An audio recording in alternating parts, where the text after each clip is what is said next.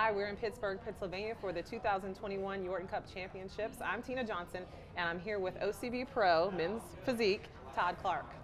So welcome. Thank you. So where are you coming from? Where are you traveling from? I'm traveling from Miami, Florida, but I'm originally from Columbus, Ohio, and I've spent some time here in the city of Pittsburgh. I went to law school here at the University of Pittsburgh, so this is home, and I graduate from the location where we're going to have our show, so this is very exciting. This is very familiar to you. So you're used to this weather? Yes, used to the weather, the climate, yes. No, I would have stayed in Miami. Just kidding. But you've prepped for a while. Yes. Right? Yes. So you've been in prep and competing all year round. So I don't want to say competing, but I've been in prep all year. Like, so when the Yorton Cup was something that's really special to me. So, you know, the OCB, phenomenal organization, working with natural athletes, and I think that's inspirational. So when I really started to get into the sport, all of my closest friends were actually people that competed at the OCB level. And they kept saying, Todd, come on, come on. And I was a little scared because I'm like, I don't want to get too small. And then once I started competing, I fell in love with it. And the Yorton Cup was always on my bucket list as the show that I wanted to do. So I knew that I wanted to bring my best package. So I probably sat and just tried to put on as much quality muscle as I could for about, 6-7 months, and then I started prepping, and then everything that I've done up until this point in the year has been preparing for this show. Wow, that's intense. Yeah, it was. So do you feel like you made any errors in the time where you've been prepping? So I always think back to something that Jay-Z said, because he said, for even in defeat, there's a valuable lesson learned, so that evens it up for me. So I wouldn't say that they were errors, they were learning experiences. And so I've learned more about my body and about what I can eat and what I can do.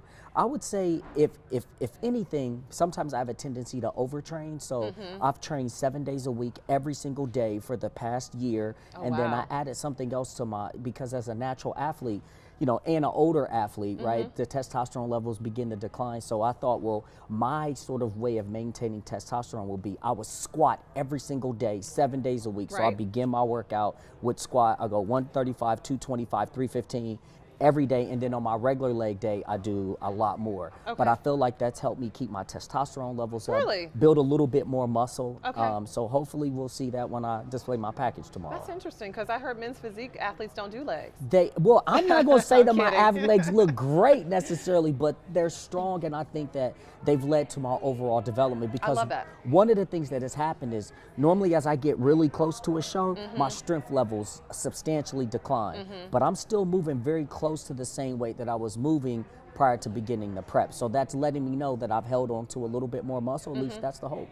I love that. That's amazing. I've never heard that approach, but I mean, you figure out what works for you. Got to. And it's natural. Yes. Squats are natural. Yes. It's a functional exercise. Yes. So what type of food do you feel like you miss during prep? Oh, pizza. Pizza and cookies, sugar cookies. Right. Yes. Okay. Yes. Pizza and sugar cookies. Yes. So are you eating pizza tomorrow after the show? I will be eating pizza tomorrow, at some point. Okay. And I'll enjoy that, yes. Any meals you have on tap for tonight that you want to share with us? Well, let me tell you, there's a spot here called BRGR. It's a hamburger spot. No, I'm talking about you. What are you eating tonight? I'm gonna eat a hamburger. Oh, really? Before you get on stage? Before I get on stage, because so I deplete, and then what I do is I use the hamburger to kind of fill out my muscle bellies, and then because I'm so lean, my body will really process that. So in the morning, I'll wake up with a nice fullness, fill out my muscle bellies, and then kind of make a decision about what I will eat in anticipation of the show. Yeah, that's fantastic. Thank you. You're almost like a genetic freak. No, I wish that was true, but there are some that will be on the stage tomorrow, and I'm excited just to compete with these guys. What people don't realize is that even though we are competing, we're friends. Like, we call each other and we talk stuff, and like when we're here, we're going to go out to eat together. And if I learn something about my body, I share it. They learn something. 2020 and I've become really good friends. E is a wonderful guy. Like, I know many of these guys that are competing, and it's going to be fun. And then if they beat me or I beat them, we'll talk a little bit, but there's a lot of respect. There's a lot of respect, and that's something that's special about the organization and the people that compete within it. I agree. Is there anyone else that you want to thank for helping you through your journey? My workout partners. The love of my life. She's very supportive.